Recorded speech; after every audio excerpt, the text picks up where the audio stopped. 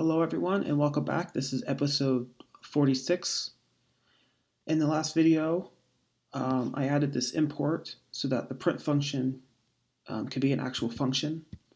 This is for Python 2. Also, I added this do actions code. I just took this bit of code here and then I just put it into its own function. This is the actual, it loops through the actions, which gets passed in through the constructor, and then it loops through each one, and then it calls this alert action.action method, and it passes in this information, which it gets passed in up here, and then we call set action, and this needs to be modified to pass in status, because we can either do a on action or an off action, and so that status needs to be passed in so that when we record it we know which one to record. So this code here was deleted and it was replaced with do action. Again, we have the status we pass in. This is the on action, and then down here we have the off action, and then we also we set the status off. This variable should be first off instead of first on, so I'll fix that this video. And then yeah, the rest of this is I added the verbose to the should do action method, mostly for the back off. So when we do back off, we have this bit of code that tells you when the next action is going to happen. It's just for understanding what's going on. Also, I removed this formula. I just removed it and added it to the initialize function, and then we're just calling self.offset, and the offset comes from up here, but this is actually not working. In the last video I tried to test this and it didn't work, and the reason why it wouldn't work is because I have this defined as the first item in this constructor, and so in here, this one is the first, and so this is getting defined as the offset, and so then down here we do offset again, and so it's getting offset twice. So the solution would be to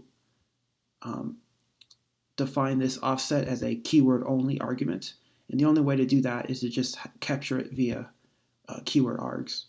So I'm going to do that in this video. And then also in the action, I had to add this new status, which was, I already added it, but down here I added status to the print statement. Here I added status to the title. Also, machine got added to the title. And then all this is replaced with just title. And then the body was added status to the body here. And that's done. And so the first thing is to call this first off.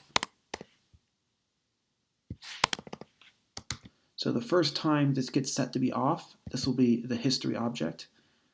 And then here we have to say, or and. So if it's the first time that this alert went off and we want to notify when off, then we do the actions. And yeah, that's correct. Also, I'm going to move this to the top just to be consistent, because up here we have the print statement at the top, and here I'm just going to put it at the top just to be consistent. And so this right here is the on version, and this right here is the off version. And the difference is that if it's first on, we do the on action. And the same here, if it's first off, we do the off action. But here, we want to do it or if the should do action is true. And should do action, of course, is defined down here. So this is going to be, this is sometimes going to return true because it's an or. We might continuously do the action, but if we're off, it's an and. So it's only going to happen if it's the first time, because we don't want to keep notifying you on action off, because that would kind of defeat the purpose. You only want to be notified if the first time it goes off, and then after that, you don't want to keep being notified because that just doesn't make sense. But you do want to continuously be notified when it's on. That does make sense. So the next thing is to this do actions takes a status, and then that status needs to be passed on through set action. So I'm just going to set that there. And then set action is up here. And for alert on, we're not going to have it be true. We're going to have it be status on. So if status is passed, and then up here we have to add status. So if status is set to on, then this will be true. If status is set to false, this will be false. Or if status is off, then these won't be equal and it'll be off. And up here, we're not putting the status in. That's because this history object gets passed in. It's not called history, but it's this one right here, this first off, which gets returned from when you set the alert status. When you set the alert status, it sets it already. So this object that gets returned has the proper status set already. So it's this one and this one. And then it gets passed in through do actions. And then do actions passes it on. This is actually, we're just going to call this history. Because sometimes it's the first on, sometimes it's the first off. So it's just a better name. So now history is coming from right here or right here. And yeah, so now I guess I test it now. And this is still broken. So this keyword argument. So to fix this, yeah, so this has to just go away. And we'll say orders.get.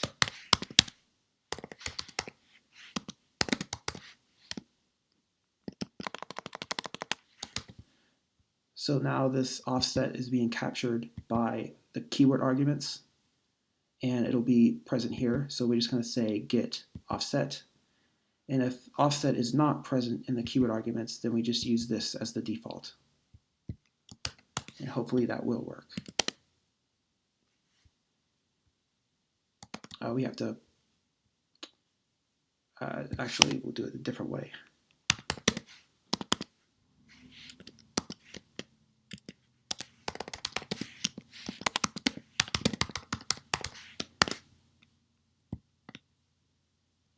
Because we need to remove. We want to say dot pop. Pop.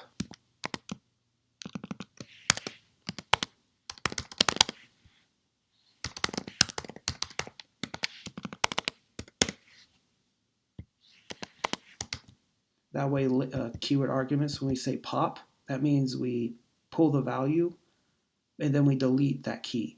So now when keyword arguments gets passed into the base class, it's not present. It's not there anymore. I forgot an extra. There we go. There's an S.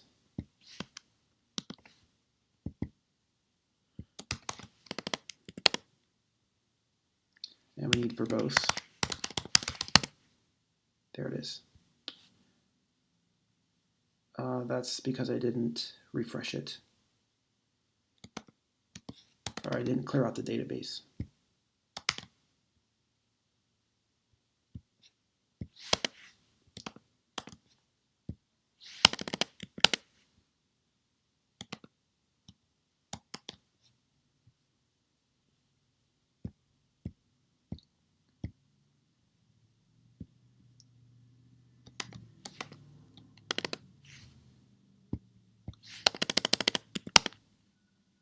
There it is.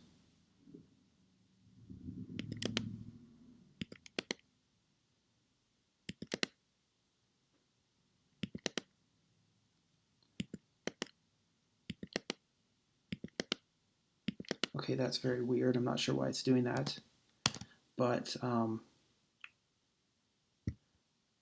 we have this, it's pulling this actually. It's doing x squared instead of 2 to the x minus 1. Actually, I think what would fix this is instead of equals equals, we can say less than equals. Yeah, so if the current tick is above the what it currently is, then we do it. Because so that would prevent this from ever being negative. Because once it's negative, it's always going to continually get negative because it's never going to be equal. So if I have it like that, it should do it. Yeah, sending email. Now it's 0. Yeah, now it's going to be positive. But I'm going to refresh the database.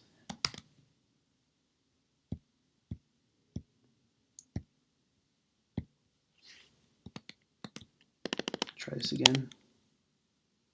So it did the first one, and now it's the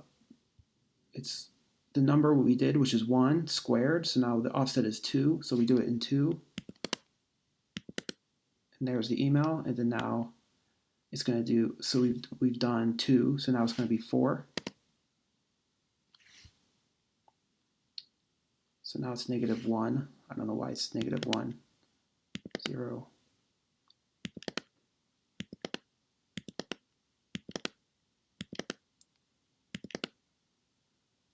Yeah, so now it's the number we've done squared, which is, I guess, I'm not sure what this is.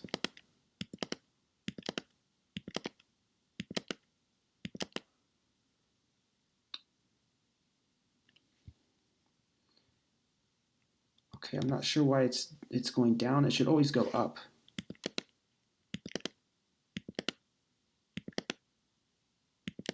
Now it's 4. Now it's 9.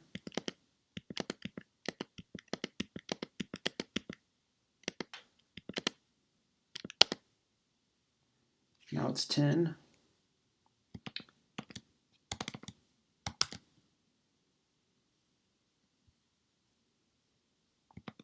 I'm not sure why it's doing that, but the point is you can define your own function for the offset.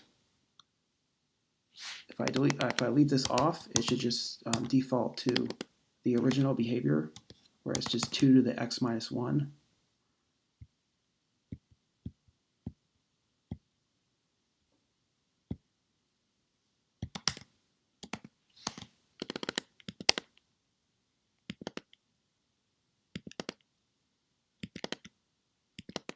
This looks correct. Yeah, now it's 4. Next is 8, 7. The next is going to be 16, but it's going to stay 15. Yeah, 15. So when it's 0, it should actually say ticks until the next is the one, it should say 16, or rather, after it goes to 1, it should say 16. And then down here, when it goes to 0, it should say 8. But it doesn't really matter. This is just for informational purposes to kind of know what's going on. It doesn't have to be perfect. So I'm just going to leave it there, I guess, for now. The next thing is, I guess, to start working on these. But before I do that, I did some research on IRC Alert, like what it takes to actually send a message to an IRC server. And it's not really very simple because you have to connect to the server, make the message, and then disconnect. And the way IRC is supposed to work is you kind of stay connected. So I'm probably not going to do an IRC alert. Instead, what I'm going to do is I'm going to say, I'm just going to call this run command. So what you can do is, I'll do this in the next video, but I'll say equals run command, and it'll be something like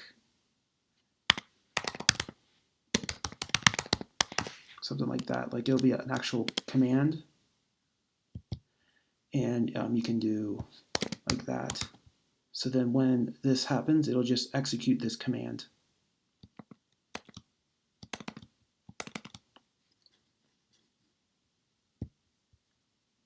It'll just be action.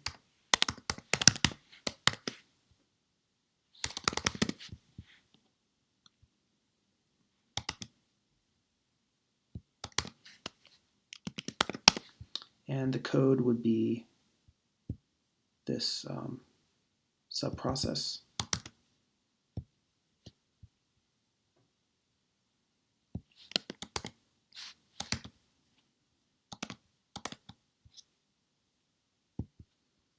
And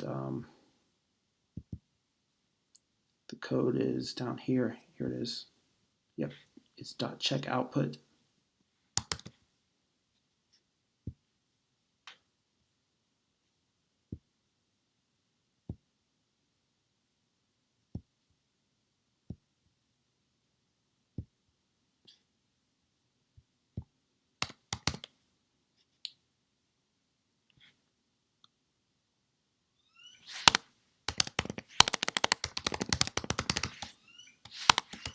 Command, and yeah, we return a string. So we'll say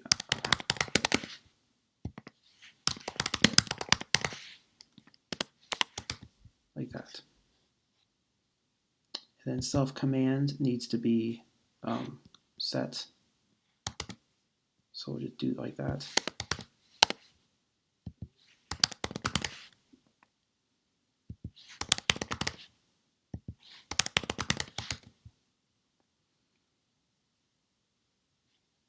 And that's, you don't need to do this. And that's it, that's done. And I will test this in the next video. Yeah, so to commit this. Actually, I need to also test this. Before I do that, I keep putting this off, but I need to test this alert status off. So to do that, we have to do notify when off.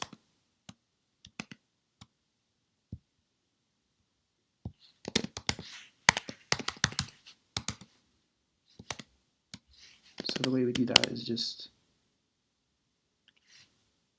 what is this?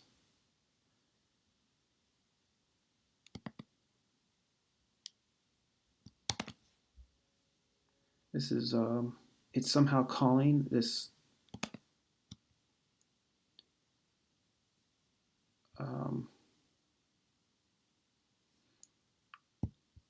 I'm just gonna remove this C for now. I'll test that one later. So essentially, to test this, I'm gonna just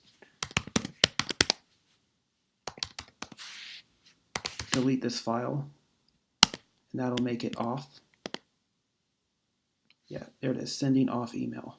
And then if I do it again, it should not. Yeah, it's still off. So now I know that works. And so now I can commit.